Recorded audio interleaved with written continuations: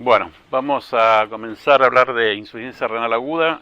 Inicialmente vamos a ver conceptos generales, algo de fisiopatología. Vamos a iniciar con un caso clínico, como para ir, en base a este caso clínico, ir viendo los diferentes temas y cómo lo aplicamos en este caso.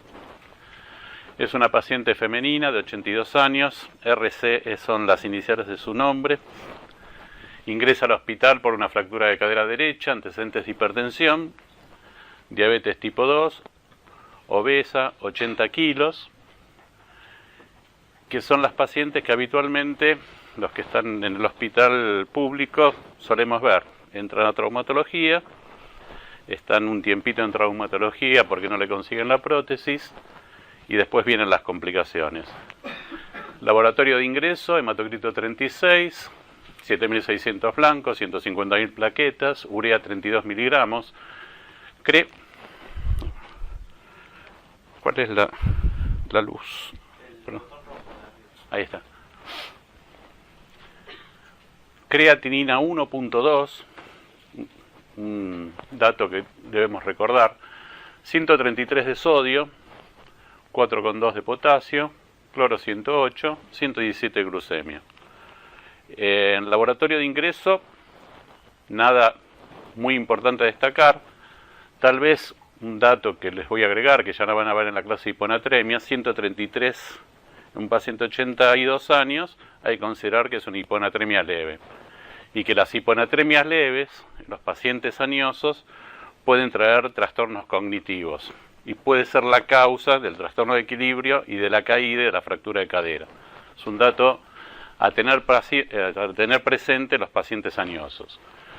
Medicación habitual, enalapril 10 miligramos día, hidroclorotiazida 12 miligramos, 5 y metformina 1500 miligramos día. Al 15º día de internación, recibiendo analgésicos a demanda porque estaba con dolor, cosa que es habitual en la sala de traumatología, le duele diclofenac, aún sin resolver la fractura porque la prótesis no llega, situación también en los que están en el hospital, creo que la deben vivir. Presenta fiebre más disnea, por lo que consulta ortopedia y traumatología, consulta el servicio de clínica médica.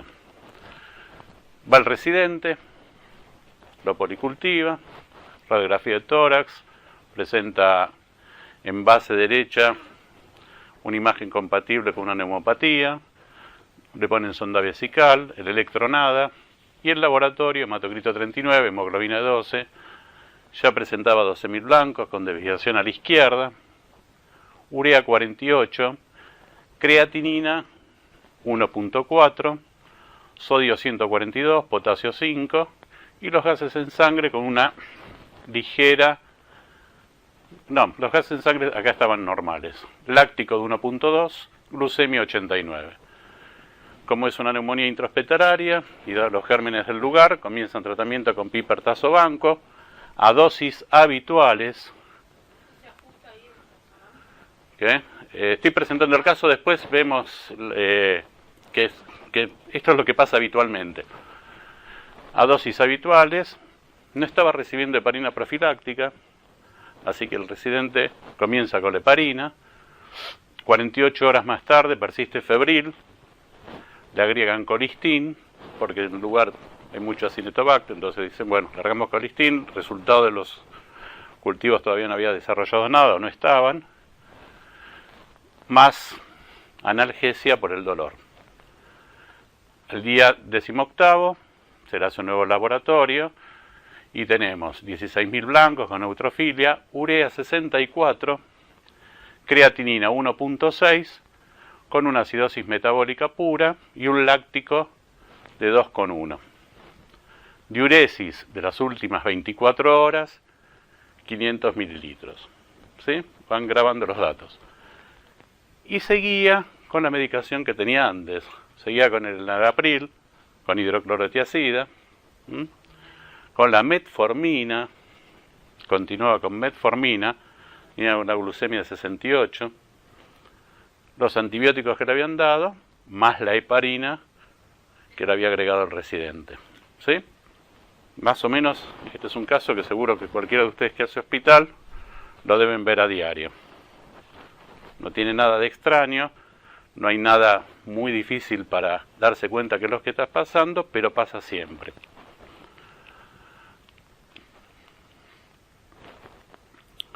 La insuficiencia renal aguda se presenta aproximadamente hasta en un 5% de los pacientes internados.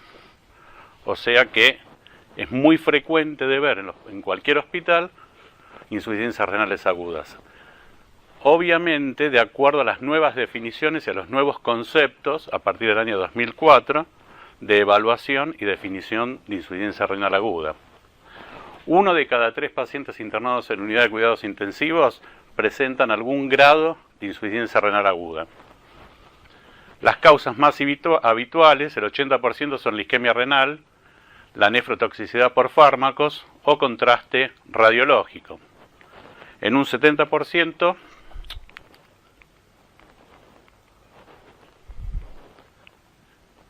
son de origen prerrenal, tenemos un 20% parenquimatoso y un 10% de origen obstructivo. Tengan presente que la IRA es un factor independiente de mortalidad y morbilidad, y aun cuando el incremento, esto es fundamental, de la cifra de creatinina sea aparentemente trivial. Entonces estos dos puntos son básicos para que ustedes, a partir de ahora, seguro que ya lo hacen, pero le presten más atención a aquellas elevaciones leves de creatinina que presentan los pacientes internados. Un alto porcentaje de los episodios de hidra hospitalaria podrían ser evitables, y por ello es que es muy importante que ustedes se den cuenta de esos pequeños aumentos de creatinina, porque este es el momento donde uno puede hacer algo por el paciente y cambiar el pronóstico. Porque de otra manera, cuando la IRA se hace parenquimatosa, en los últimos 20 años, la mortalidad sigue siendo la misma. O sea, no tenemos medidas para revertir esa situación. Entonces, es en este momento, en el momento inicial, donde nosotros podemos modificar el curso de la enfermedad. Si nos vamos a la paciente, ¿qué situaciones ya podemos decir que consideramos que fueron inadecuadas? Analgésicos a demanda. 1. Le siguieron dando el enalapril. Le siguieron dando la hidroclorotiazida. ¿Estamos de acuerdo? Después vamos a ver, en base a la creatinina que tenía, si esa paciente tenía o no ya falla renal previa. Causas de insuficiencia renal. Una cosa son las insuficiencias renales extrahospitalarias y otra las insuficiencias renales agudas intrahospitalarias. Y a su vez las extrahospitalarias dependen mucho de la ciudad y del medio donde estén. No es lo mismo las causas de insuficiencias renales agudas en medios desarrollados, en países desarrollados, que en países en vías de desarrollo. ¿De acuerdo? Ya que en los países desarrollados, las causas extrahospitalarias de insuficiencia renal aguda son los accidentes o las catástrofes. Crash síndrome o síndrome de aplastamiento. También en los países desarrollados las infecciones, fíjense este dato que interesante, hasta un 24% de las neumonías extrahospitalarias pueden presentar insuficiencia renal aguda. El HIV, pacientes con HIV, hasta un 6% pueden desarrollar en algún momento de su enfermedad insuficiencia renal aguda. Es multifactorial en el paciente HIV. Medicación, las glomerulopatías, internaciones por infecciones, etcétera, etcétera. La urosepsis. Drogas de causa extrahospitalaria. AINE en primer lugar. Antibióticos. Contraste. Cada vez se hacen más estudios contrastados, fundamentalmente en centros donde tienen hemodinamia, ¿sí? Pacientes coronarios. Diarreas infecciosas, malaria, dengue, hierbas medicinales, picadura de serpiente y aborto séptico, obviamente que esto lo vamos a ver en medios con menos desarrollo. En países en vías de desarrollo vamos a ver estas causas como frecuentes, como causas extrahospitalarias. ¿Qué pasa en la UTI? ¿Cuáles son las causas más frecuentes? La sepsis, el shock séptico, las cirugías, shock cardiogénico, hipovolemia y las medicaciones que utilizamos habitualmente en terapia. Estas son las causas más frecuentes de IRA en la unidad de cuidados intensivos. Factores predisponentes. Si nosotros vemos los factores predisponentes, seguro que cualquier paciente que internamos en la UTI o en la sala de clínica médica, alguno va a tener, o sea que siempre va a haber factores predisponentes. No todos están sépticos, no todos están hipotensos. Que tengan enfermedad renal previa, probablemente la tienen, si la buscamos. Diabéticos, lamentablemente un montón. Cada vez hay más pacientes con diabetes. Edad avanzada, la mayoría de los pacientes que vemos en la sala de clínica médica. Drogas nefrotóxicas. Esta paciente que vimos al principio tenía drogas nefrotóxicas. Sustancias de contraste, cada vez se hacen más estudios contrastados y también depende en el medio o el hospital donde estamos si hay o no hay cirugía vascular, por ejemplo.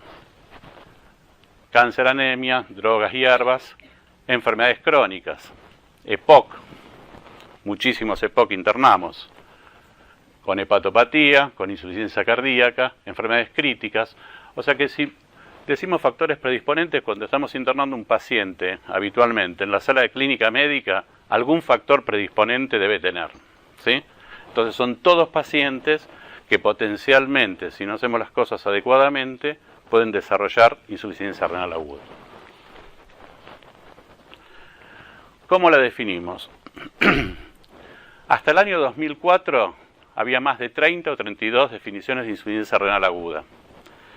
Esto trajo como problemas que los pacientes y los trabajos y todos los estudios que se hacían no podían ser comparables, porque cada uno definía insuficiencia renal aguda como le parecía.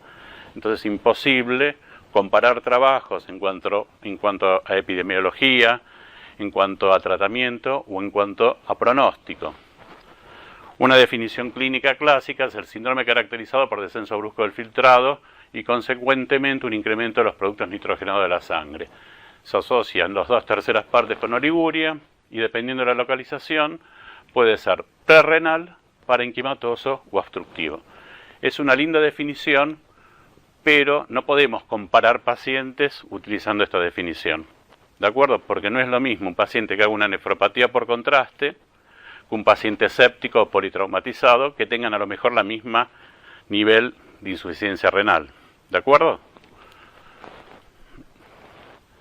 Fíjense cómo iban definiendo diferentes autores insuficiencia renal aguda. Creatina superior a 2, a 3,4, 3,5, a 6. Creatina superior a 2 en el hombre, a 1,5 en la mujer. De acuerdo al incremento, de acuerdo al filtrado, de acuerdo a la diuresis, ¿sí? Menos de 500, menos de 400, menos de 200. Si necesitaban o no terapia de reemplazo renal. O sea que había muchísimas definiciones y eso no permitió entonces estudiar adecuadamente a los pacientes con insuficiencia renal aguda. En el año 2004 se reunieron un grupo de expertos, nefrólogos y terapistas, y definieron los criterios RIFLE. ¿Qué fueron los criterios RIFLE? Trataron de unificar los diferentes grados de alteración de la función renal y que todos hablemos el mismo idioma en lo que respecta a la insuficiencia renal aguda. RIFLE significa riesgo, injuria, falla, pérdida y enfermedad renal crónica. En un primer estadio hablábamos de riesgo cuando la creatinina basal aumentaba 1,5 veces la basal, o bien cuando el filtrado glomerular caía un 25%. Estos criterios se utilizaban o la creatinina o la diuresis, o ambas, en forma independiente, o bien una disminución de la diuresis de 0,5 mililitros kilo hora en las últimas 6 horas. Cualquiera de los dos, nosotros decíamos, bueno, este paciente tiene una insuficiencia renal aguda, ¿sí? Está en riesgo, tiene riesgo de insuficiencia renal aguda. La injuria la definíamos creatinina por 2 o diuresis de 0,5 en las últimas 12 horas. La falla, creatinina por 3 o diuresis menor a 0,3 mililitros kilogramo hora en 24 horas. ¿sí? Si nosotros, la abuelita esta, ¿se acuerda cuando pesaba? 80. Si hacemos el cálculo, ¿cuánto nos da? O sea, son 8 por 3, 24, por 24 horas, creo que da, pues ya la hice, obviamente, 576. ¿Sí? Entonces, tiene menos, ¿sí?, de 0,3 mililitros, porque tendría que tener un poco más en las 24 horas. Entonces esto también cambió la definición de oliguria, porque la oliguria es de acuerdo al peso del paciente. Nosotros antes definíamos oliguria menos de 400 por día, pero ahora sabemos que la oliguria la debemos definir de acuerdo al peso del paciente, porque no es lo mismo que pese 100 kilos que pese 50 kilos, porque nos tenemos que basar en la cantidad de mililitros por kilogramo por hora para definir la oliguria. En el 2007 se volvieron a reunir, siempre se reúnen en lugares Génova, Venecia, o sea, siempre se eligen lugares como para pasarla bien, por eso cada 2 años, cada 3 años se van reuniendo. Estadio 1. ¿Qué se hizo en esta clasificación? Porque no les dije los dos últimos. Cuando la insuficiencia renal duraba más de 3 semanas a 4 semanas, se decía pérdida. Cuando la insuficiencia renal persiste por más de 3 meses, ya estamos hablando de enfermedad renal crónica.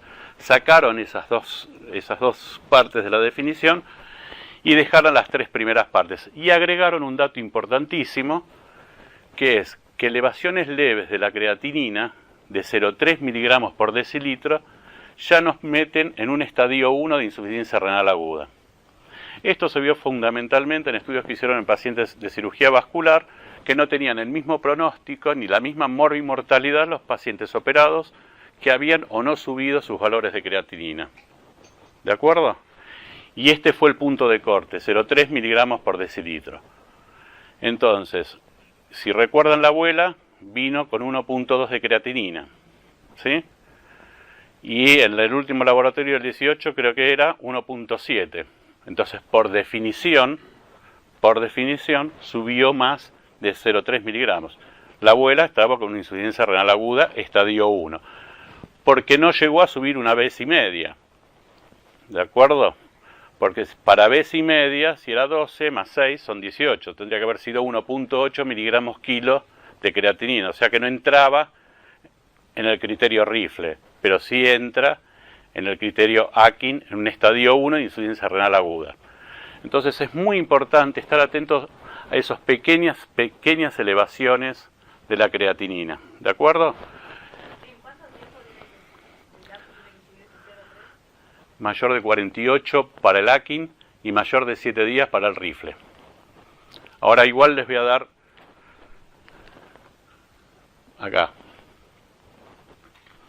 Entonces los criterios diagnósticos únicamente deben aplicarse después de optimizar el estado de volemia del paciente. Primero debemos hidratar, llevar a una PVC adecuada y después recién lo definimos. ¿De acuerdo? Cuando solo consideremos la oliguria como criterio diagnóstico, previamente se debe descartar la existencia de uropatía obstructiva. Más adelante les voy a mostrar algunas fotos de un paciente. Los cambios observados en la función renal deben producirse, acá está la pregunta, en 48 horas, dentro de las 48 horas. Muchas veces el problema que tenemos es que no sabemos cuál es la creatinina basal del paciente. Y no sabemos si ya tenía la falla renal previa o no la tenía. Entonces, oliguria, clásicamente la definimos como diuresis menor de 400 mililitros en 24 horas, diuresis menor de 0,5 mililitros kilogramo hora en 6 horas, también es oliguria, que para un paciente de 70 kilos sería 210 mililitros, diuresis menor de 0,5 mililitros kilogramo hora en 12 horas, que sería el estadio 2, también es oliguria, o diuresis menor de 0,3 mililitros kilogramo hora en 24 horas, estadio 3, también es oliguria. Esto es para ampliar el concepto que uno tiene, o que uno tenía hasta el año 2004, de lo que llamábamos oliguria. Oligoanuria no existe, o está oligúrico o está anúrico, ¿sí? Anuria menos de 50 o nada, pero decir oligoanuria no significa absolutamente nada. Entonces, ¿cómo definimos actualmente insuficiencia renal aguda? Aumento de la creatinina en sangre mayor o igual a 0,3 miligramos dentro de las 48 horas, o aumento de la creatinina en sangre mayor o igual a 1,5 veces al valor inicial que se sabe o se presume ocurrido dentro de los últimos 7 días, y un volumen urinario menor de 0,5 mililitros kilogramo hora en 6 horas. Entonces, concepto que les debe quedar: si aumenta 0,3 miligramos la creatinina, estamos ya ante la presencia de insuficiencia renal aguda y es momento de actuar. Es momento de suspenderle drogas que pueden cambiar la hemodinamia renal, como es el enalapril, o los inhibidores de la enzima convertidora, los anti-AT2, o bien como son los AINE. Los AINE forman parte de la dieta de los pacientes. Cuando preguntamos qué medicación toma, no nos va a decir que está tomando ibuprofeno, diclofenac. Forma parte de lo habitual, de lo diario. Entonces, si no le interrogamos en forma dirigida, lo vamos a pasar por alto. Aumento de la creatinina en sangre mayor o igual a 0,3. A la abuelita le estaban dando diclofenac. Cada vez que cambiaba de turno de enfermería, tengo dolor, tac, diclofenac. Le preguntaban al médico, y pasale un diclofenac, como decimos habitualmente, pasale un diclofenac. No pasa nada. En el 2012 salen las KDIGO, las guías, que recuerdan la primera charla que dio Enrique Dorado, habló de las KDIGO de glomerulopatías. Bueno, están las guías de KDIGO también de insuficiencia renal aguda. Y establecieron los estadios de insuficiencia renal aguda. Estadio 1 es lo mismo que vimos ahora. De 1, 1,5 a 2 veces o 0,3 miligramos, la diuresis es lo mismo. Estadio 2 es igual y estadio 3 también es igual. Simplemente lo resumieron y dijeron, bueno, a partir de ahora todos nos manejamos en el mismo idioma. A partir de ese momento, fundamentalmente fue a partir de los criterios Rifle, donde empezaron a hacer estudios, aunque no hay muchos estudios, y se pudo empezar a comparar resultados, hablar de epidemiología y hablar de pronóstico. Las limitaciones de la clasificación. La correlación entre creatinina y diuresis no está basada en evidencia. La creatinina se comporta como un fuerte predictor de mortalidad en UTI. La diuresis no predice mortalidad en forma independiente. La creatinina no representa adecuadamente el nivel de filtrado glomerular en la etapa aguda. ¿Sí? Esas son las limitantes. ¿Cómo monitoreamos la función renal en un paciente crítico o en un paciente que está cursando una insuficiencia renal aguda?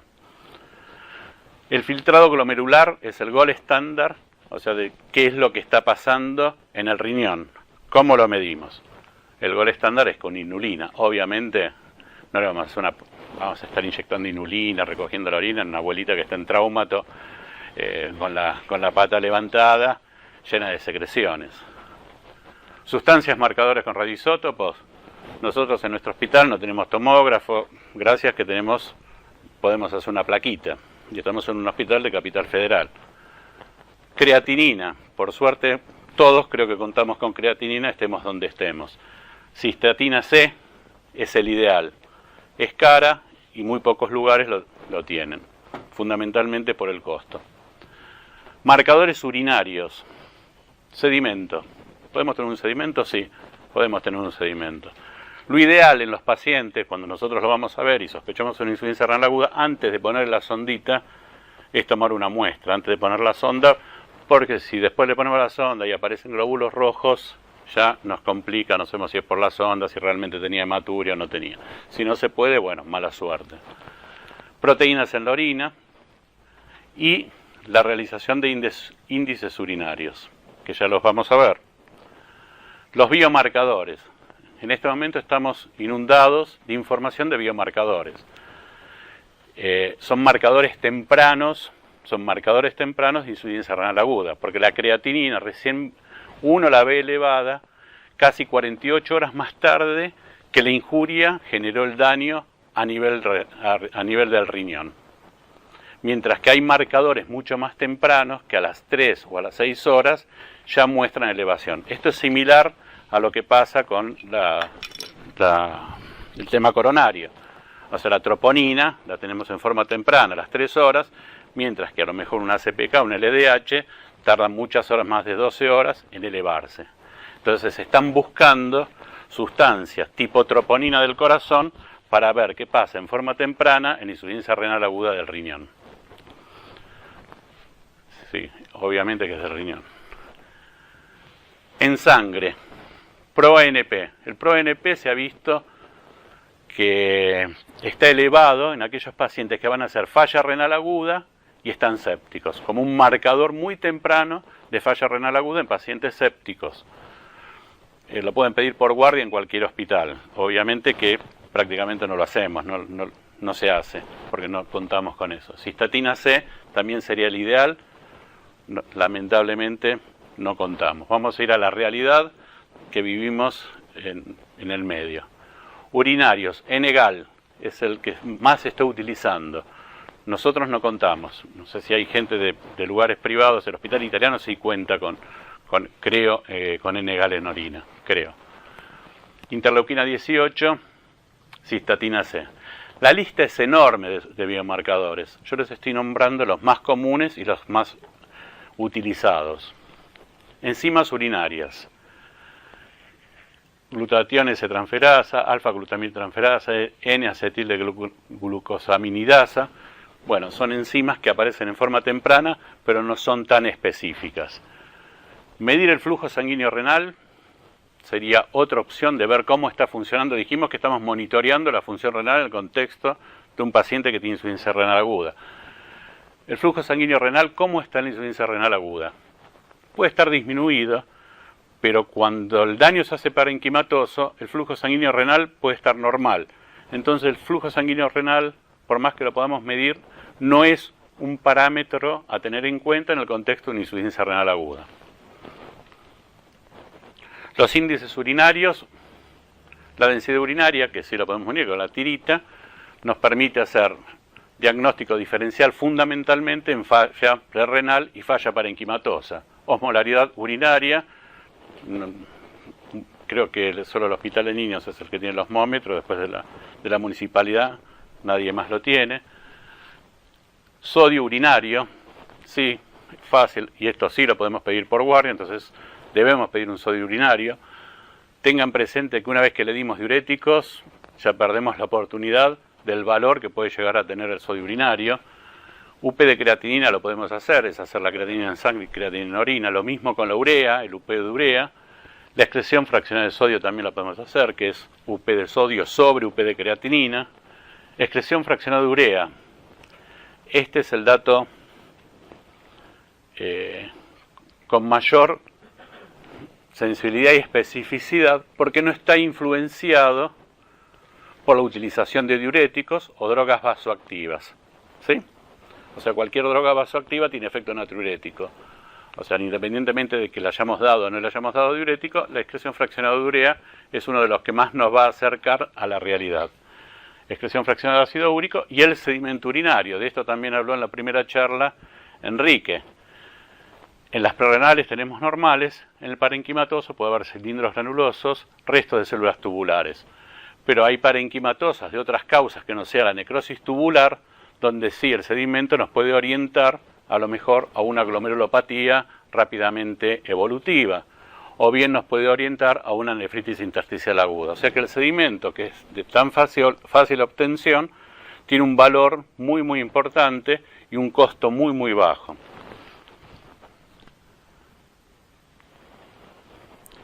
Acá tenemos algunos diagnósticos diferenciales de acuerdo al sedimento de orina. Después lo vamos a volver a ver. Simplemente la presencia de cilindros nos tiene que hacer pensar en causas no habituales de insuficiencia renal aguda, como pueden ser una glomerulonefritis rápidamente evolutiva.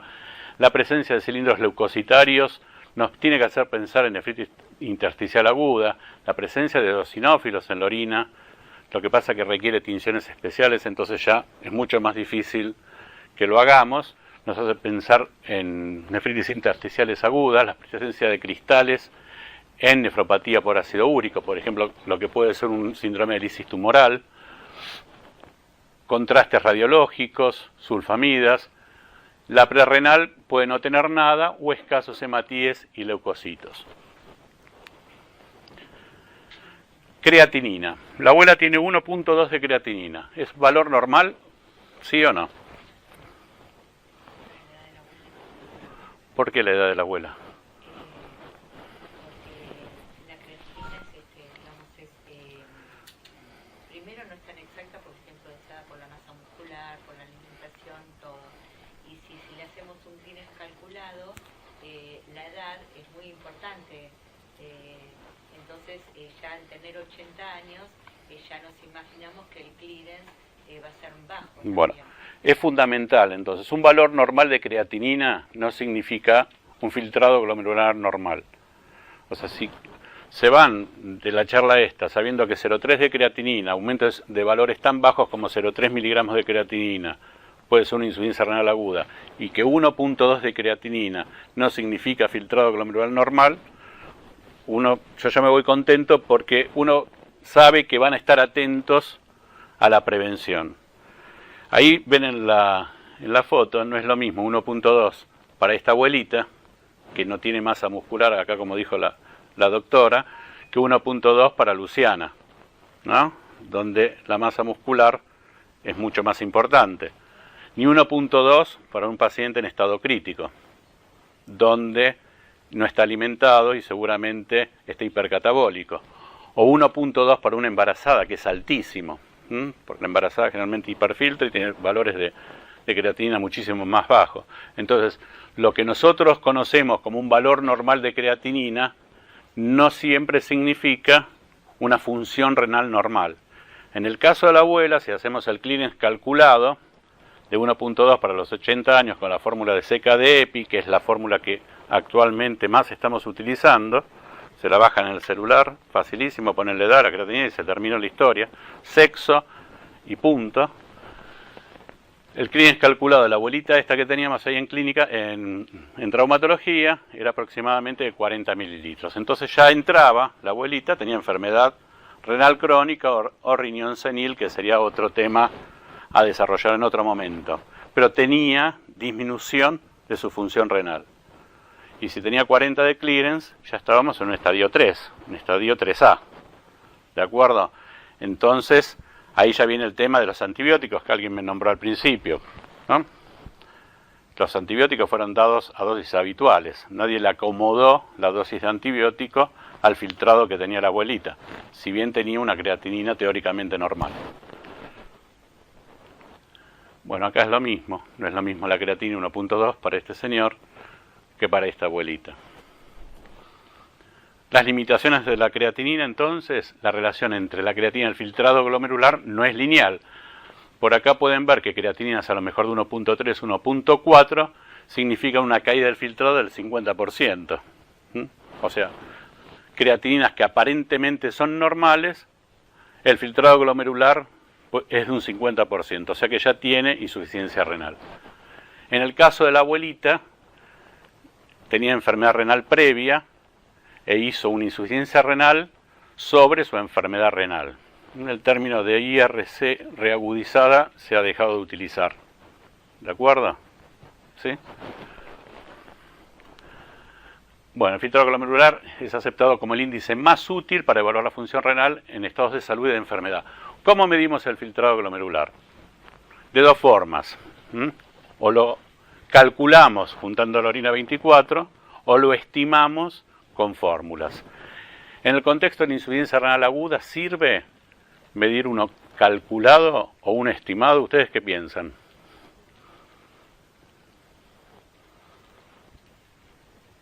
Bueno, piensen que no. ¿Por qué? Porque son fórmulas que tienen que estar en estado de equilibrio la producción de creatinina.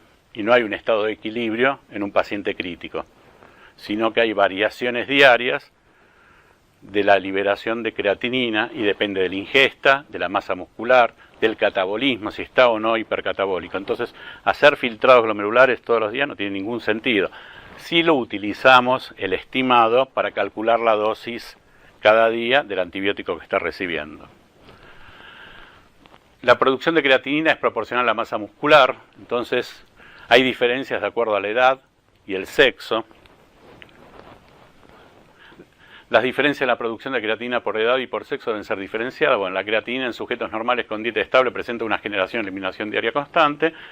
Se produce y se libera desde el músculo a un ritmo que varía muy poco de un día al otro. Obviamente esto en estado de equilibrio. En pacientes con insuficiencia renal aguda esto no pasa. En el fracaso renal agudo las elevaciones de creatina plasmática varían entre 1 y 2 miligramos por día. Factores que afectan la concentración: la edad, el sexo, la dieta, el hábito, si está en la nutrición, en los obesos, en el embarazo. En el obeso no varía. Entonces, el cálculo de filtrado puede ser calculado o estimado.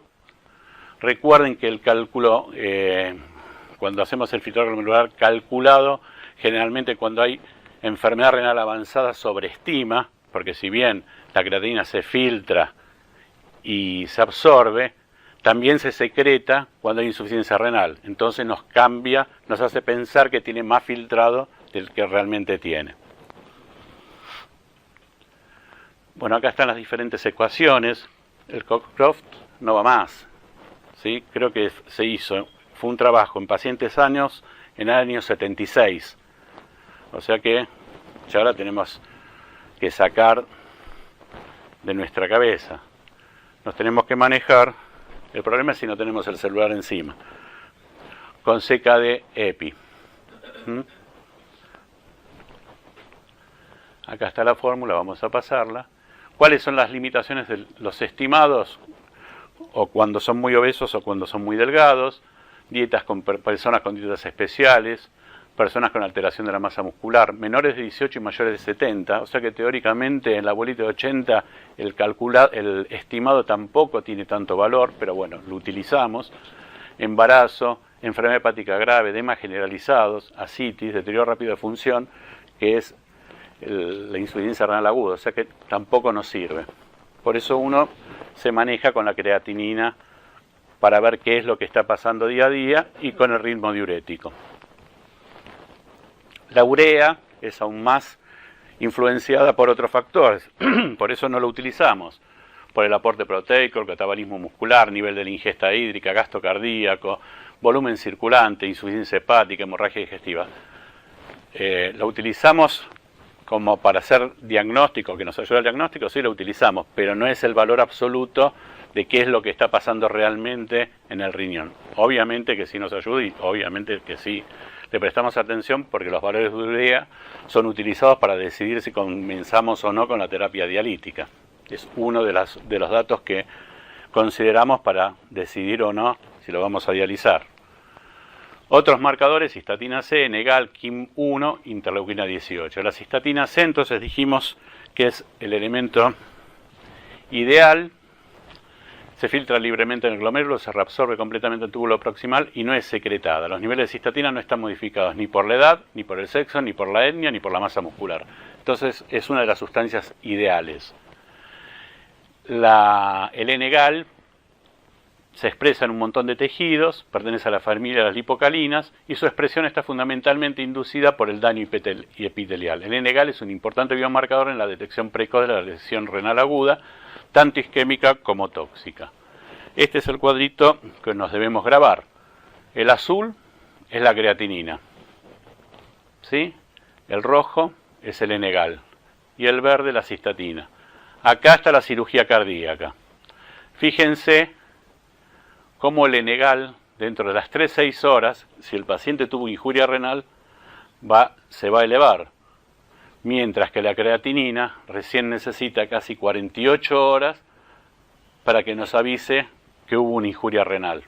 O sea que realmente tener estos marcadores tempranos ayudan a actuar antes para prevenir el daño parenquimatoso, porque generalmente todos comienzan prácticamente como prerrenales.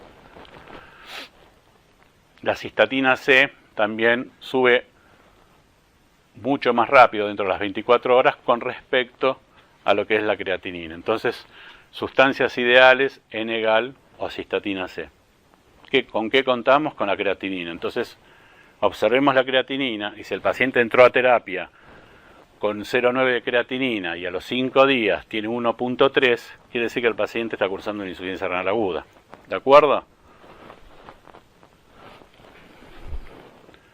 Bueno, estos son los diferentes sitios de formación de los biomarcadores y diferentes marcadores cuando se genera la injuria, la isquemia o la acción de los tóxicos. Continuamos, acá vemos cómo es el daño. Cuando hay una isquemia o un tóxico, lo que sucede en las células, fundamentalmente lo primero que pasa en la célula tubular, esto es la necrosis tubular aguda, hay una pérdida de la polaridad de las células, entonces esta parte que son las moléculas de adhesión a la membrana basal se cambian de lugar, pierde el ribete en cepillo, la bomba de ATP también cambia de lugar, y lo que sucede que estas células comienzan a tener necrosis y apoptosis. Estas células se sueltan, se despegan, y lo que va haciendo los túbulos los va a ir tapando. Entonces hay obstrucción tubular. Todas estas cosas que suceden tienen sus marcadores. Lamentablemente, con el único que contamos es con el que aparece más tarde, que es la creatinina y la urea. Pero estos marcadores tempranos, NGAL, KIM1, NAG, el TIMP1, que es uno de los últimos que se describió, es el que mayor aparentemente sensibilidad y especificidad tiene. Fíjense, el TIMP2 y el EGFBP7 son los que mayor sensibilidad y especificidad tienen. Bueno, vamos a ver a la abuelita. Nos llaman porque la abuelita se dieron cuenta que tenía 1.7 de creatinina y que había orinado 500. Entonces ya el residente dice, acá está pasando algo. Nos paramos frente al paciente. Nos preguntamos, ¿será agudo o crónico? A veces es muy fácil cuando tenemos los valores basales, pero otras veces es muy difícil y solo la evolución nos va a decir si era un agudo o crónico. Obviamente que tenemos métodos como para hacer diagnóstico diferencial. Hacemos una ecografía renal. Si tiene los riñones chicos, bueno, seguramente era una paciente con una enfermedad renal crónica. Ahora, si tiene los riñones normales y no hay hidronefrosis, sigue la pregunta si es agudo o crónica. Muchas veces también con la tolerancia que tenga a la anemia o el grado de anemia que tenga, ¿sí? Con la tolerancia que tenga a la urea, porque muchas veces un crónico uno lo ve con 250 de urea, 25 de hematocrito y está totalmente asintomático. Un agudo difícilmente esté asintomático con esos valores. Entonces es la forma de hacer diagnóstico diferencial entre agudo o crónico. También uno puede tomar los valores de PTH, sacar placa de mano, saber si hay signos o no de osteodistrofia. O sea, hay varios datos que uno puede utilizar para hacer el diagnóstico diferencial. Pero muchas veces solo la evolución nos va a decir si era un agudo o un crónico. El diagnóstico funcional, ¿cuánto se ha deteriorado? La función renal. Esto ya lo sabemos, son los grados. La abuelita estaba en un estadio 1, ¿no? Dijimos 0,3. De 1.2 a 1.7 llegó. No llegó a más de una vez y media. Después nos vamos a preguntar, ¿será prerrenal? ¿Será parenquimatoso? ¿Será obstructivo? Y por último, vamos a tratar de determinar la causa. Para eso, entonces importante, son pocas cosas, son necesarias para hacer diagnóstico. Lo debemos interrogar al paciente. Si habla, lo debemos interrogar. Si no habla, hablar con los familiares para interrogar sobre antecedentes y medicación que estaba tomando. Así de simple y así a veces de difícil. Y hay que revisarlos a los pacientes, ¿sí? Porque si no, no vamos a saber qué es lo que pasa. Entonces podemos tener, muchas veces, viene el residente a terapia, me viene con la PAFI, la EFU, todos los UP, y cuando uno pregunta, ¿tiene crepitantes o tiene edemas? No saben contestarlo. Entonces, a los pacientes hay que revisarlos y hay que interrogarlos, porque de nada nos sirve tener un NGAL, ¿sí?, si no lo interrogamos y no lo revisamos. ¿De acuerdo? Para eso se necesita tiempo, si no, no lo podemos hacer. El laboratorio es más fácil, porque mandamos a sacar sangre y después vamos a buscar el resultado. Para interrogar y revisar necesitamos tiempo. Para que el riñón funcione adecuadamente necesitamos una perfusión adecuada, una integridad del parénquima renal y una permeabilidad de las vías excretoras. Si la perfusión es inadecuada, vamos a tener una insuficiencia renal, que la llamamos prerrenal. Si el parénquima está alterado, vamos a tener una insuficiencia renal. Hablamos de falla renal parenquimatosa. Si la permeabilidad de las vías excretoras está alterada, vamos a tener una insuficiencia renal obstructiva. ¿Sí? Entonces, cualquiera de estas tres partes que esté alterada genera una insuficiencia renal. En este dibujito, entonces, la perfusión debe ser adecuada, el parénquima debe estar bien, ¿sí? Y la parte de túbulos debe estar bien, y el intersticio debe estar bien. Cualquier alteración en el intersticio, alteración tubular, dentro de las glomerulares, las enfermedades glomerulares, o alteración de la perfusión o de los mecanismos de hemodinamia de la arteriola aferente y eferente, pueden desencadenar insuficiencia renal aguda. Acá tenemos un resumen, después ahora lo vamos a ver con mayor detalle. Entonces, prerrenal, parenquimatosa y posrenal. La prerrenal, hipoperfusión, hipovolemia efectiva, hipovolemia real, o bien alteración de la hemodinamia, IECA y AINE, que es el caso de nuestra abuelita, estaba con IECA y con AINE. Falla parenquimatosa, puede ser vascular, glomerular, intersticial, o la necrosis tubular aguda, que es en un 80% de los casos, que puede ser isquémica o tóxica, y a su vez la tóxica por causas exógenas o endógenas. Y la posrenal generalmente son causas urológicas. Después vamos a volver. Entonces, insuficiencia prerrenal, caída del filtrado, por hipoperfusión sin lesión estructural. Revierte al mejorar el flujo sanguíneo renal. Acá debemos actuar nosotros, ¿sí? Porque podemos prevenir, porque si esto persiste, hace la falla parenquimatosa. Acá debemos actuar. O bien la posrenal, caída del filtrado glomerular por obstrucción. Acá también debemos actuar, porque si esto persiste, genera la falla parenquimatosa. La falla parenquimatosa puede ser por hipoperfusión o nefrotóxicos, o bien las otras causas que, si tenemos tiempo vamos a ver algunas, las glomerulares, las vasculares y las intersticiales. Insuficiencia renal aguda prerrenal, depresión de volumen intravascular. Tenemos hipovolemia real, cuando realmente falta el líquido, ¿sí? Que puede ser una hemorragia, pérdidas gastrointestinales, pérdidas renales. Algo frecuente que uno ve en el hospital es que ingresamos a la unidad de cuidados intensivos un paciente con edema agudo de pulmón, le ponemos una furosemida cada 6 o cada 8 horas, el abuelo mejora, pasa piso, pasan los días y sigue con una furo cada 6 u 8 horas.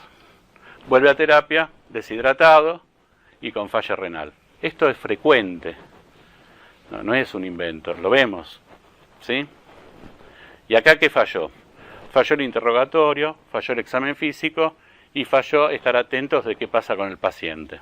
Y no depende de infraestructura, no depende de que tengamos o no tengamos Senegal en el hospital. Disminución del gasto cardíaco, esto hablamos de hipovolemia efectiva, o sea, el volumen está, pero no mantiene la perfusión adecuada. Los estados edematosos son aquellos que tienen hipovolemia efectiva. Insuficiencia cardíaca, con todas las causas de insuficiencia cardíaca, puede ser en el síndrome nefrótico o en la insuficiencia hepática. Vasodilatación sistémica por fármacos o por sepsis, primeros estadios de la sepsis. Vasoconstricción, también la sepsis entra. La hipercalcemia es causa de vasoconstricción severa, inclusive las sustancias de contraste. Y fármacos que alteran la autorregulación renal. Esto es recontra frecuente. La abuela, dijimos, tenía IECA y analgésicos a pasto. ¿Cómo? Para ver si el paciente está hipovolémico, tenemos que revisarlo. No hay otra. No hay otra posibilidad. ¿De acuerdo? ¿Cuáles son los signos de hipovolemia frecuentes? Los escucho, porque estoy cansado ya. Hipotensión. ¿Y si no está hipotenso? Y un viejo, sequedad de piel y mucosas que respiran con la boca abierta. Es difícil, están ahí en la cama, están con la boca abierta, respirando, tienen la lengua reseca. Nos puede dar la certeza de que esté hipovolémico, una lengua seca y una mucosa seca? ¿Sí? No, yo digo que no. No. Salvo que le metamos el dedo sin guante bien al fondo y ahí vemos cómo está la mucosa, si está húmeda o no. A veces, no, siempre. Si le mirás la boca, están resecos los abuelitos. Y si exacto, hipotensión ortostática, porque puede estar normotenso, pero si hacemos hipotensión ortostática es un signo de hipovolemia. Y nos lleva tiempo, por eso no lo hacemos. ¿Sí? ¿De acuerdo? La taquicardia, bueno, la oliguria, esos son los signos clínicos. Ver si tiene o no tiene yugulares. Hay que revisarlo al paciente. ¿De acuerdo? Pero la hipotensión, después está la maniobra de Trendelenburg, le levantamos las piernas y vemos cuánto sube la presión. Esos son los signos para ver si el paciente está hipovolémico o no está hipovolémico. Vuelvo a repetirles, no necesitamos infraestructura, sino tiempo y ganas de revisarlos. Entonces, taquicardia, hipotensión, ortostatismo, yugulares, le medimos la PVC, si ya vemos que tiene falla renal, le vamos a tener que poner una vía central y medimos la PVC. Obviamente, lo que decimos siempre, si está baja no sirve, si está muy alta y no sabemos. Si es un abuelo con insuficiencia cardíaca o tiene falla derecha o tiene EPOC, una PVC alta, no siempre nos está diciendo qué está pasando realmente con su volemia. Signos de hipoperfusión, trastornos del sensorio y alteraciones de laboratorio debido a hipovolemia. Aumento del ácido láctico. El ácido láctico, muchos lados lo hacen, nosotros tenemos la suerte de que lo hagan en nuestro hospital y es un marcador de perfusión muy, muy importante. Entonces, pacientes, si vieron la abuelita, tenía 2 de ácido láctico, o sea que estaba hipoperfundida. ¿De acuerdo? Sangre venosa mixta. Bueno, la proporción nitrógeno ureico, esto es nitrógeno ureico sobre creatina 20:1. Recuerden que el nitrógeno ureico, más o menos para que recuerden, es la mitad de lo que es la urea. ¿Sí? Sodio menor de 20 en orina, hematocrito elevado. Son signos de hipovolemia. Normalmente la perfusión renal, entonces tenemos la arteriola aferente, la arteriola eferente, filtrado glomerular normal. Cuando está medio hipovolémico o está hipotenso un paciente, se activan los mecanismos para mantener el filtrado adecuado. Entonces, por un lado aumenta la renina-angiotensina, la angiotensina actúa sobre la eferente, produce vasoconstricción, mientras que las prostaglandinas actúan sobre la aferente, produciendo vasodilatación. De esta manera se mantiene una perfusión adecuada con un filtrado adecuado. Si yo a este paciente le doy un antiinflamatorio, le estoy aboliendo la posibilidad de la vasodilatación de la aferente. Y si yo le doy un inhibidor de la enzima, le estoy aboliendo la vasoconstricción de la eferente. Entonces cambio la hemodinamia del riñón y puede caer el filtrado. Entonces, esta es una causa frecuente de falla renal en el paciente internado. La abuelita estaba con enalapril y con analgésicos. Patrón prerrenal, sodio urinario bajo, se reabsorbe agua, el riñón funciona, el túbulo está bien, entonces reabsorbe agua, va a estar la orina concentrada, el sodio va a estar bajo, las funciones tubulares no están alteradas y las imágenes no son relevantes. Y tenemos los valores, osmolaridad urinaria mayor de 500 y lo que utilizamos habitualmente, la excreción fraccionada de urea menor de 35, porque no está influenciada por la utilización de diuréticos. Excepciones con el sodio urinario, diuréticos, aumenta la excreción urinaria, los inotrópicos aumenta la excreción urinaria, en la IRC disminuye la absorción, entonces podemos tener sodios urinarios. En esta abuelita a lo mejor teníamos un sodio urinario alto y eso no significa que le faltaba agua, alcalosis metabólica, y podemos tener en situaciones de rhabdomiolisis, medio contraste, hemólisis y sepsis, disminución de la excreción de sodio. Falla renal parenquimatosa, 80% necrosis tubular. Pero no debemos dejar de pensar en otras causas, como son la nefritis intersticial, las enfermedades glomerulares y las lesiones vasculares. Dentro de la necrosis tubular aguda, entonces puede ser por hipoperfusión, o sea, todas las causas de prerrenal, si persisten, terminan desencadenando una necrosis tubular aguda. O bien por tóxicos, ahora los vamos a ver con mayor detalle. Dentro de las causas glomerulares, las glomerulonefritis, las glomerulopatías rápidamente evolutivas, que el doctor Dorado les habló en la primera charla, que si bien no son agudas, en algunos casos pueden ser agudas o subagudas, o una glomerulonefritis post-estreptocóxica o post-infecciosa se puede comportar como una insuficiencia renal aguda. Y causas vasculares, las microangiopatías. Las microangiopatías trombóticas, que son el síndrome urémico hemolítico, puede ser típico o atípico, y la púrpura trombocitopénica trombótica. Son otras causas que habitualmente uno no piensa, que pueden suceder y pueden estar presentes. Cuando no tengamos clara la causa, pensemos en otras causas no habituales, ¿sí? En esta bolita era bastante clara las causas de su insuficiencia renal, pero muchas veces no nos queda claro. Bueno, pensemos que existen otras enfermedades que pueden provocar insuficiencia renal aguda. Necrosis tubular aguda, hipoperfusión, nefrotoxinas endógenas y exógenas, esto ya lo pasamos. Nefrotoxinas exógenas, la mioglobina, rhabdomiolisis. La rhabdomiolisis es, si bien no es muy frecuente, no es infrecuente. ¿Cuándo la pesquisamos? Cuando la buscamos, porque si no le pedimos una CPK, no vamos a saber si tiene o no tiene rhabdomiolisis el paciente. Hemoglobina posttransfusional no lo vemos más, lo de la prostatectomía tampoco no lo vemos más. Antes, cuando hacían las prostatectomías, lavaban el lecho con agua destilada y el agua destilada se absorbía y hacía hemólisis el paciente, insuficiencia renal aguda por hemoglobina. Y la presencia de cristales, que puede ser el síndrome de lisis tumoral por ácido úrico o por cadenas livianas, que esto lo vemos en el paciente con mieloma.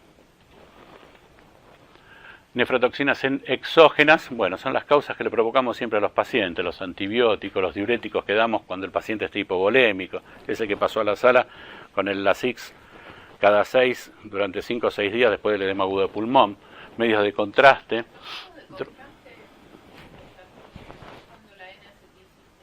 Ya vamos a llegar, es un apartado aparte, ya vamos a llegar. Bueno, entonces siempre fijémonos qué medicación está tomando. Pensemos que hay mucha medicación que la gente la toma como si fuera parte de su alimentación, en especial los analgésicos. Patrón de la lesión parenquimatosa, aumento de la excreción de sodio, vamos a tener un sodio urinario alto, sedimento patológico, incapacidad de concentrar, deterioro de las funciones tubulares, y en la ecografía podemos encontrar un aumento de la ecogenicidad. Tenemos de este lado los valores. ¿Qué determina el filtrado glomerular? La diferencia de presión hidrostática, la diferencia de presión oncótica, el coeficiente de ultrafiltración y el flujo plasmático glomerular. Por lo que vimos, y ya sabemos, en la hipoperfusión alteramos el flujo plasmático glomerular. Cuando se produce la obstrucción por la descamación de células, acá aumenta la presión hidrostática, entonces cae el filtrado glomerular.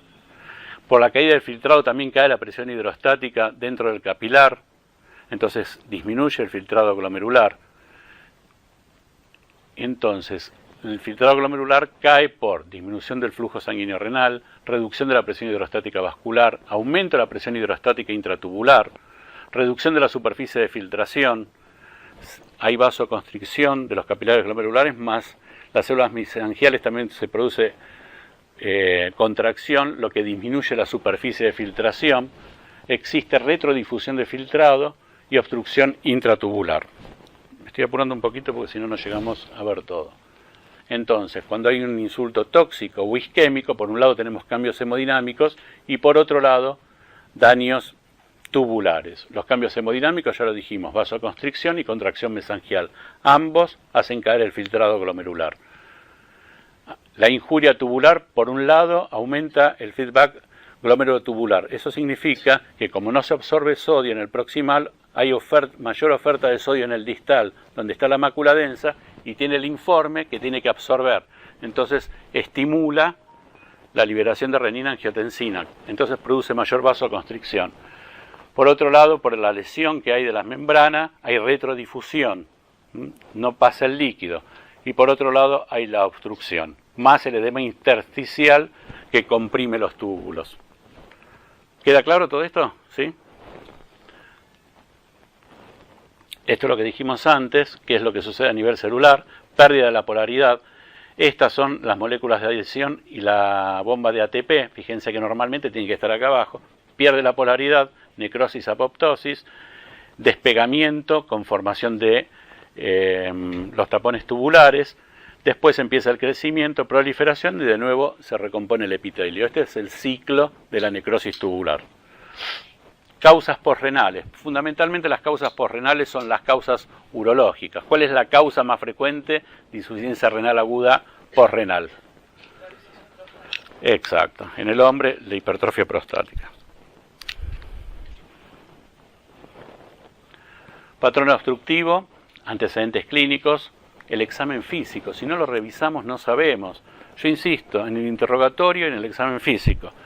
Índices urinarios son variables y la ecografía renal, que prácticamente es diagnóstica cuando hay dilatación pielocalicial. Puede suceder que el paciente estaba deshidratado, se obstruyó y no llegó a tener dilatación pielocalicial.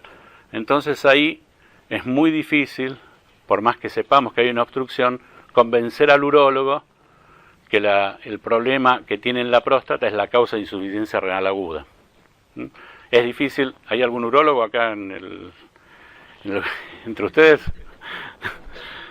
Es difícil convencerlos cuando tenemos hidronefrosis severa que hagan la nefrostomía, más difícil es si no hay hidronefrosis. Causas de anuria. Severo deterioro hemodinámico, shock, obstrucción urinaria, necrosis cortical bilateral, glomerulonefritis o vasculitis, obstrucción bilateral de la arteria renal unilateral. Muchas veces, si alguno de ustedes trabajan en centros donde tengan cirugía vascular, los aneurismas disecantes disecan las dos arterias renales y acá tenemos obstrucción bilateral, ¿sí? O cuando salen de las cirugías de reemplazo de aorta abdominal. Entonces volvemos al caso clínico, repasamos un poquito acá qué le pasó a la abuela le pasó de todo, se fracturó la cadera, pobrecita, no consiguieron la prótesis, le dieron analgésicos, le dieron antibióticos a dosis no adecuadas a su función renal, banco a dosis máxima que tendría que haber dado la mitad, el pipertazo también le tendría que haber dado la mitad, el colistín también, todo nefrotóxico, banco más colistín potencia la nefrotoxicidad de la banco, entonces más el AINE, más el enalapril. Todos hizo todo lo posible en esta abuela, todo lo posible para que haga la falla renal. Aparte ya tenía una falla renal previa, porque si hubiese hecho el Cleanen estimado con el 1.2 de creatinina, se hubiesen dado cuenta que tenía falla renal. O sea, se hizo todo lo posible para que la abuela tenga la falla renal. Entonces, si nosotros comenzamos con la prevención, vamos a empezar a evitar un montón de insuficiencias renales agudas. El tema de la heparina lo agregué porque hay una enfermedad que se llama enfermedad ateroembólica, que uno habitualmente la puede ver después de estudios invasivos de cateterismos, pero hay descrito enfermedad ateroembólica cuando se empieza a dar heparina. Entonces, como un dato más a tener presente. Clínicamente depende, la ira extrahospitalaria ya dijimos qué causa son, y las iras hospitalarias siempre son multifactoriales, como es el caso de la abuelita. Atención básica. ¿Qué tenemos que hacer entonces? Realizar una historia clínica detallada, interrogar al paciente, explorar al paciente y después utilizar con criterio las diferentes pruebas diagnósticas. Este es un paciente que interné hace 3 semanas en la terapia intensiva, que viene de la guardia. Era un paciente que tenía una enfermedad coronaria, entró en edema agudo de pulmón, hizo un paro, lo paletearon, bueno, 2 días en la guardia hasta que hubo cama en terapia, me lo pasan con oligúrico, anúrico y recibiendo 2 ampollas de furosemida cada 6 horas. ¿Qué ven ahí? ¿Asitis?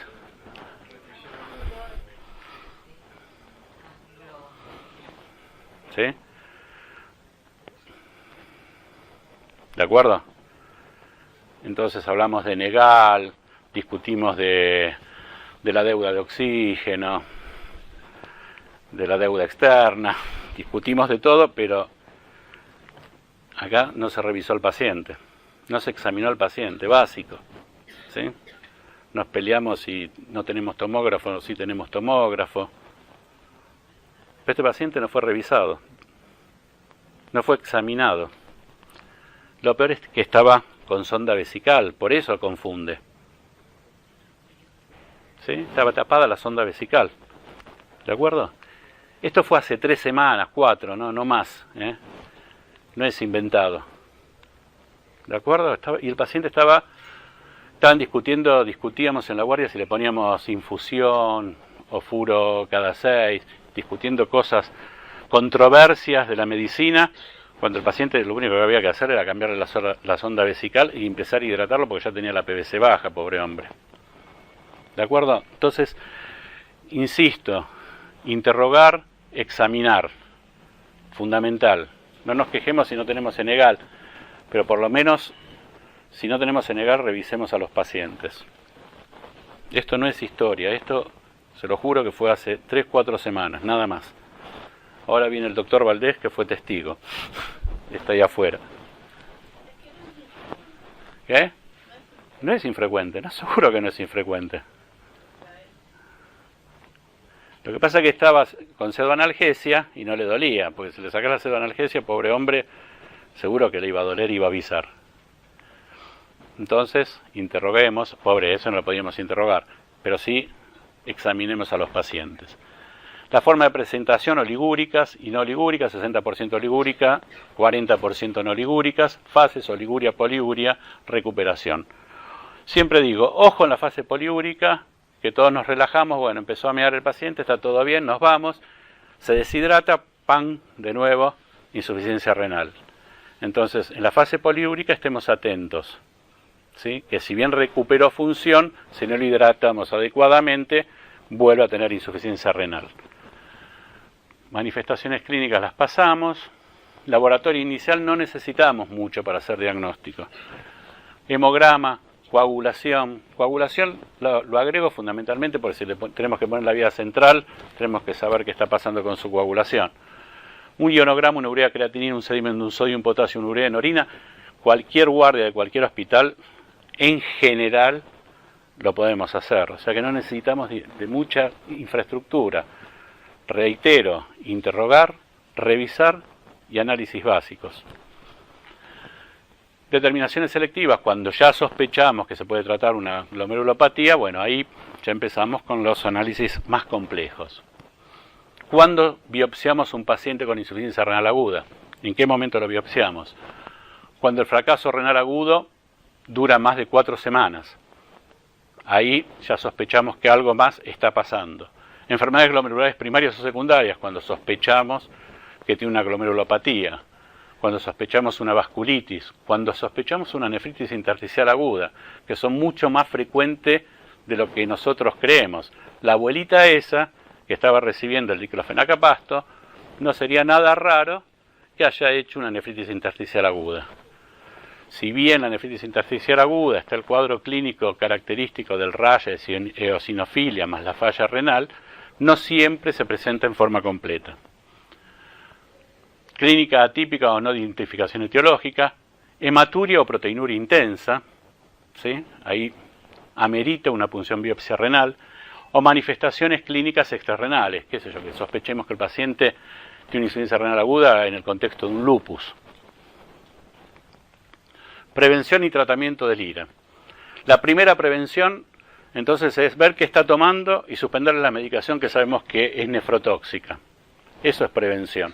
Haberle sacado a la abuela el enalapril y ver si le podíamos dar otra droga como antihipertensivo. O sea, muchas veces cuando se internan no hace falta, vienen con la bolsita con 500 medicamentos y nos damos cuenta cuando están internados que todo lo que estaba tomando tal vez no necesitaba ni la cuarta parte de lo que estaba tomando. Le sacamos el enalapril, manejamos con cuidado los analgésicos, porque tampoco la vamos a dejar con dolor, pero podemos manejar la analgesia con otras medicaciones que no tengan potencial nefrotóxico. El omeprazol es causa de nefritis intersticial, es una de las causas frecuentes de nefritis intersticial aguda. Pero si lo necesita, lo necesita. Esa es la descripción que hay del omeprazol. Expansión. Numerosos trabajos con que expandimos, coloides, cristaloides, albúmina, cristaloides, cristaloides, coloides. Los cristaloides son económicos y hay evidencia que tenemos que expandir con cristaloides, excepto que el paciente tenga una hemorragia y necesite sangre. Entonces, ¿con qué expandimos? Con cristaloides. Punto. Vasopresores. ¿Cuál es el mejor vasopresor y el que tengamos a mano? Generalmente todos tenemos noradrenalina, ¿sí? Porque la vasopresina es cara y no la tenemos.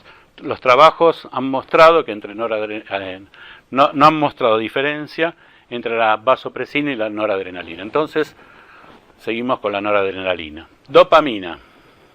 Tema de la dopamina. Según las CADIGO del 2012, la debemos olvidar. Recomendación 1A. Ahora uno lee las guías europeas de insuficiencia cardíaca y lee resistencia a los diuréticos, paciente con insuficiencia cardíaca con resistencia a los diuréticos, y se encuentra que recomienda la dopamina a dosis diurética. Entonces, bueno, esa es la realidad. Mientras leemos nefrología no se la damos. Si somos cardiólogos se la damos. ¿Está? Nosotros durante 20 años usamos la dopamina y no vimos tantos efectos adversos como están descritos. ¿Sí? Tampoco, lo que pasa es que cuando uno dice 3 gamas es diurético, 5 gamas, a partir de las 5 gamas es vasoconstrictor, uno no sabe realmente en el paciente crítico cuánto llega al riñón. Ese es el problema. En forma experimental uno sí sabe que a determinada gama tiene efecto diurético. Lo que pasa es que en el paciente crítico uno no sabe realmente cuánto está llegando al riñón. Ese es el problema de la dosificación de la dopamina. La dobutamina es para otra cosa, ¿no? Es cuando hay falla cardíaca, pero no como para mejora hemodinámica, o sea, dobuta-dopa, por ejemplo. ¿Sí? Bueno, otra vez la recomendación 1A es no utilizarla. Fenoldolpan tampoco, péptido natriurético tampoco, o sea, todas esas experimentaciones ninguna mostró nada. ¿Cuándo usamos los diuréticos? El gran tema. Lamentablemente el paciente no orina, uno está de guardia, de residente, de clínica, son las 2 de la mañana, viene el enfermero, no orina la abuelita de cama 60, y pasarle un diurético. Es habitual. Es habitual. ¿Quién no ha dado un diurético para que el paciente orine? Sin revisarlo, sin saber si tiene la PVC alta, si tiene yugulares, si está deshidratado. La única indicación es cuando hay sobrecarga de volumen. Si no, no está indicado. ¿De acuerdo? Si el paciente tiene sobrecarga de volumen, sí darle diuréticos. Las dosis también son grandes controversias, si las damos cada 6 o en infusión es controversia, no vamos a entrar en esos temas porque podemos estar toda la semana. Se recomienda no utilizar diuréticos para tratar la lesión renal aguda, excepto en el tratamiento de la sobrecarga de volumen. Entonces, no dar diuréticos. Esta es la del hospital, que hay que dar muchas veces más ampollas de la que realmente se recomienda para que hagan efecto. Actualmente dosis recomendada no pasar de 400 de 800 miligramos. ¿Sí? Igual de eso también hay montones de artículos que recomiendan diferentes dosis y de acuerdo a lo que uno lea va a ser o lo que más le guste. Lo que sí tiene que quedarle claro a ustedes es que si no hay sobrecarga, por lo menos lo que les tiene que quedar claro, primero saber que no esté hipovolémico el paciente. ¿Sí? Porque ahí el diurético es nefrotóxico y ototóxico.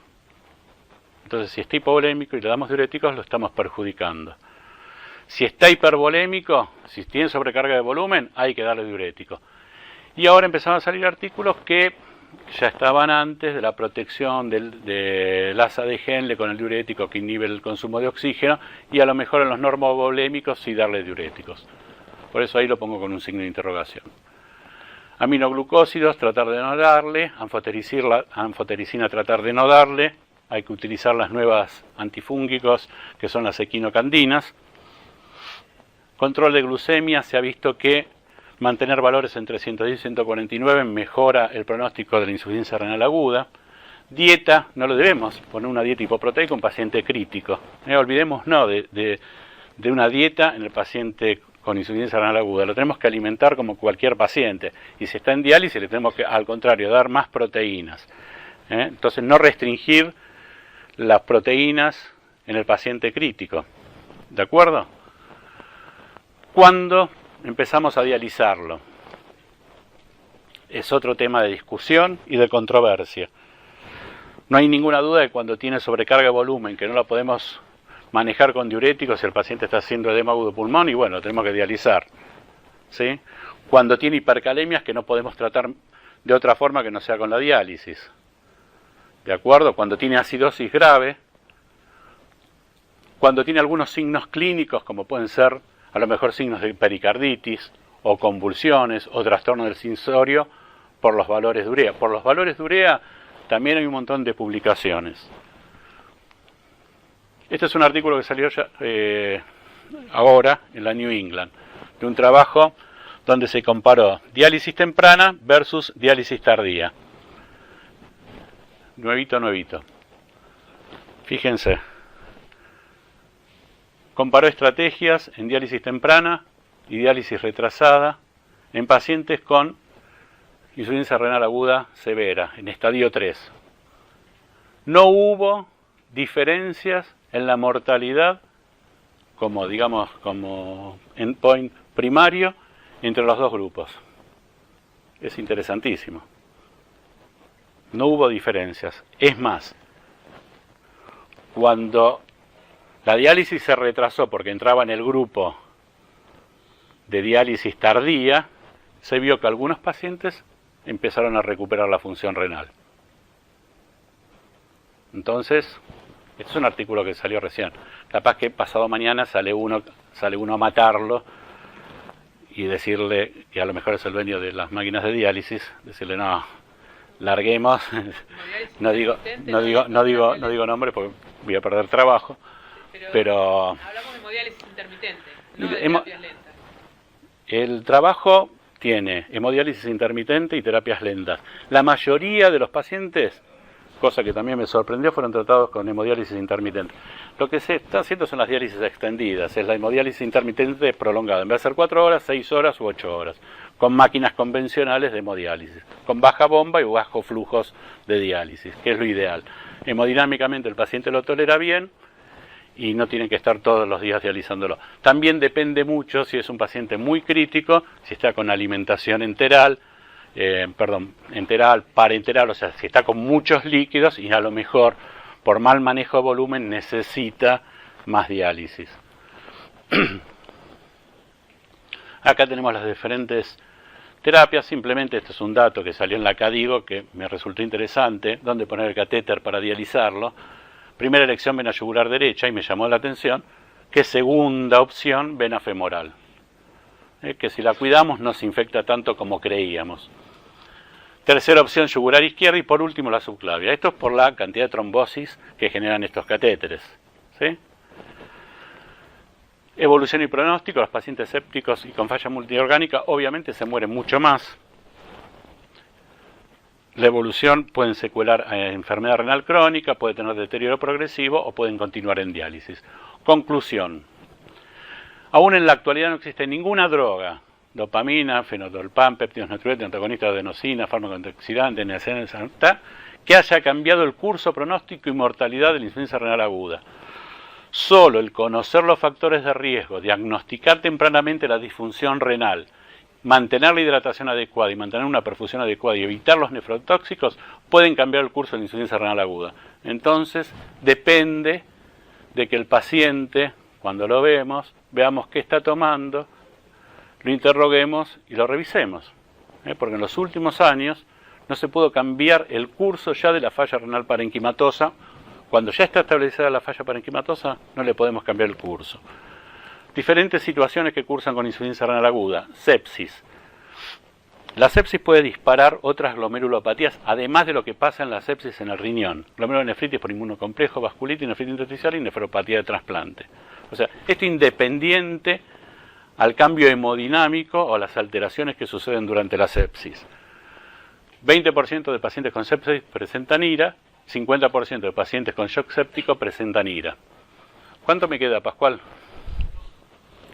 10 minutos, 5 minutos, 5 o 10. Bueno,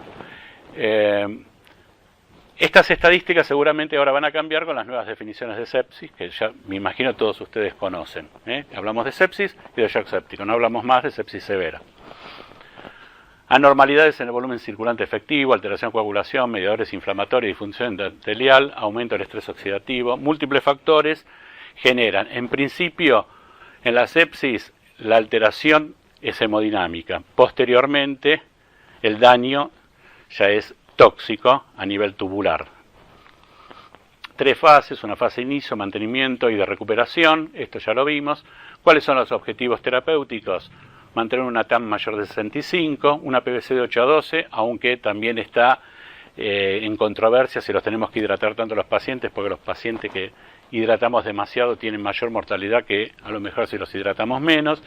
Mejorar los niveles de lactato, la saturación venosa mixta y tratar de mantener una diuresis mayor de 5 mililitros kilogramos hora con la hidratación. Nefropatía por contraste. Es la tercera causa de insuficiencia renal adquirida en el hospital. Factores de riesgo. En general los factores de riesgo son los pacientes que vemos habitualmente. Insuficiencia renal preexistente, diabetes, insuficiencia cardíaca, hipertensión arterial, edad avanzada, enfermedad vascular periférica, tratamiento con fármacos nefrotóxicos. O sea, hasta acá son los pacientes que internamos habitualmente. O sea que todos los pacientes que internamos tienen factores de riesgo para desarrollar nefropatía por contraste. Generalmente son no ligúricas y al tercer quinto día se recuperan, pero pueden haber formas más graves que requieran diálisis. De todos los trabajos,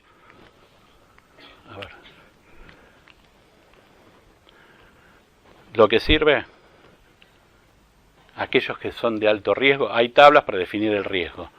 Es la hidratación pre y post estudio. Hidratar 1 mililitro kilo hora 12 horas antes y 1 mililitro kilo hora 12 horas posterior. O sea, 1 litro de fisio antes y 1 litro de fisio posterior.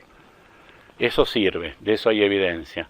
Lo que no hay evidencia y no se sabe si sirve es la hidratación por vía oral. O sea, si hay un paciente de riesgo, hidratarlo por vía endovenosa. ¿Qué pasa con la N-acetilcisteína, con el Acemuc? Como es un fármaco que sabemos que es inocuo, que no le va a hacer mal, y es económico, si bien no está recontraclaro que prevenga, se lo damos. ¿Sí? Si sabemos que no le va a hacer mal y económicamente no perjudica al paciente, y le indicamos 600 miligramos cada 12 horas, el día previo y el día posterior al estudio. Y después no hay nada más comprobado que sirva para prevenir la nefropatía por contraste. Sí, de pedirle al que hace el estudio que utilice las sustancias de contraste. Ustedes saben que están la hiperosmolar, que tiene 1200 miliosmoles. Después apareció la llamada hipoosmolar, que tiene 600 miliosmoles. Y después la isoosmolar, que tiene 300 miliosmoles. O sea que la isoosmolar es menor que la hipo, ¿de acuerdo? Que muchas veces se pueden confundir. Y las no iónicas. Entonces, le escribimos en un recetario utilizar isoosmolar no iónica y la menor cantidad posible de sustancia de contraste. Si uno trabaja en un medio donde hay cirugía cardiovascular, es muy importante riesgo y beneficios. Si hay un paciente que tiene una coronariopatía y tienen que definir qué conducta, si le ponen stent, si lo operan, yo no le voy a contraindicar una coronariografía por el riesgo que tiene para tener nefropatía. Se hace la medida de prevención, se le explica, se pone en la balanza riesgo-beneficio y se hace el estudio. Ojo con el gadolinio, que también produce nefropatías por contraste, además de la fibrosis nefrogénica sistémica. Contraindicado totalmente el gadolinio en pacientes con menores de 30 de clearance. Contraindicado. Igual también ahí poner en la balanza si tiene un tumor cerebral y hay que hacer una resonancia, bueno, ahí uno pone en la balanza y decide.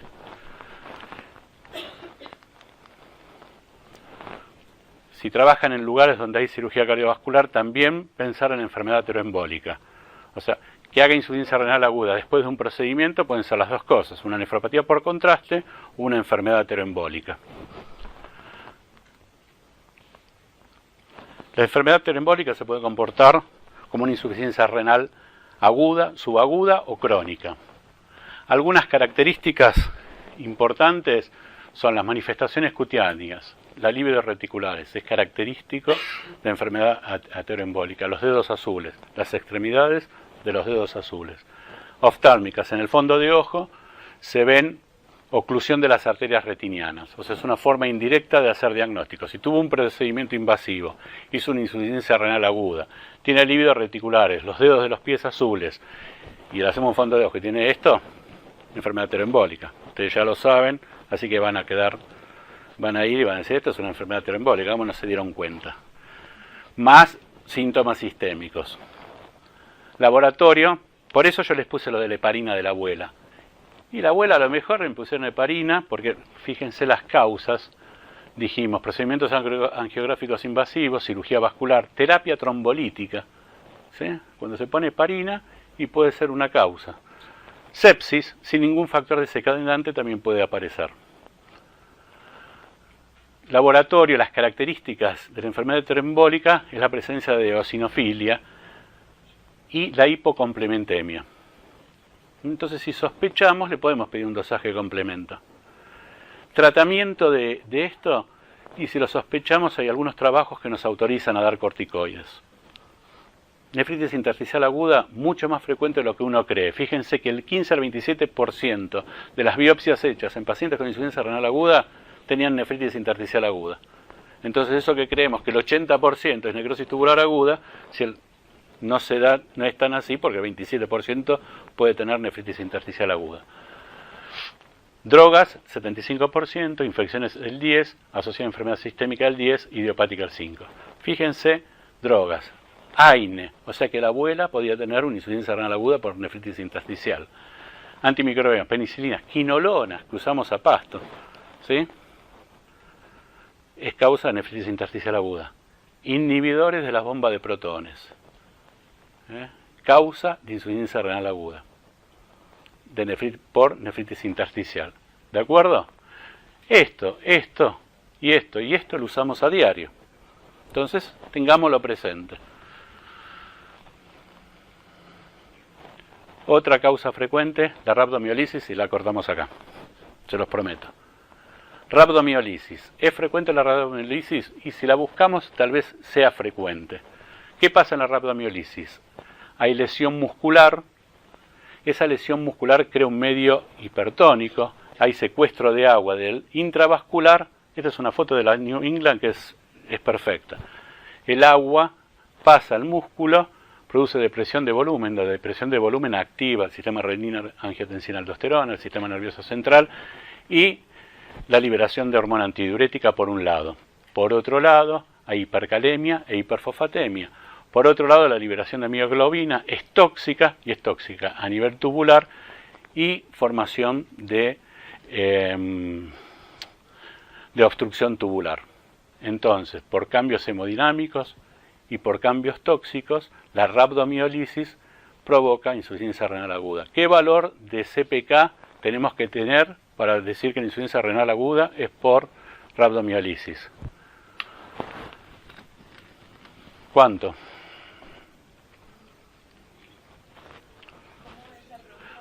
¿Qué CPK tenemos que tener para decir, bueno, tiene insuficiencia renal aguda, le pido una CPK? ¿De cuánto tiene que venir la CPK para que yo diga, y sí, tuvo rhabdomiolisis? Más.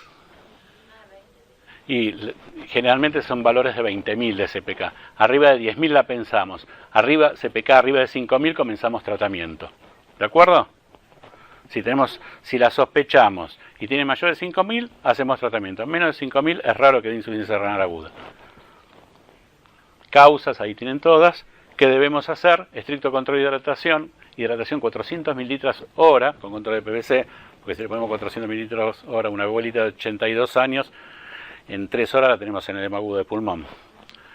Lograr una diuresis de aproximadamente 200 mililitros hora, alcalinizar la orina, si es necesario le damos bicarbonato, tratar la hipercalemia. La hipocalcemia, si es sintomática la tratamos, si no es sintomática no la tratamos, porque cuando el músculo se recupera, el calcio que se había depositado vuelve al intravascular, entonces corremos riesgo de hipercalcemia. Y bueno, si hace falla renal que requiera diálisis, le vamos a hacer diálisis. ¿Paro acá? Listo, esto después lo leen. Porque está hepatorrenal, les había puesto las rápidamente evolutivas, que ya lo vieron en la primera charla, y las microangiopatías trombóticas y lisis tumoral. Eso lo leen tranquilos después en su casa. ¿Alguna duda? ¿Quedó más o menos claro el tema? ¿Cómo pararse frente al paciente? ¿Sí? Hay que interrogarlo, hay que revisarlo, buscar signos de hipovolemia. Nos tenemos que plantear primero si es agudo o crónico, qué grado de deterioro tiene con los valores de laboratorio, y después nos preguntamos, ¿es perirenal, renal o parenquimatoso? Tratar de determinar la causa y tratar de saber cuándo ¿Lo tenemos que empezar a dializar o no? Ya, nada más. Listo.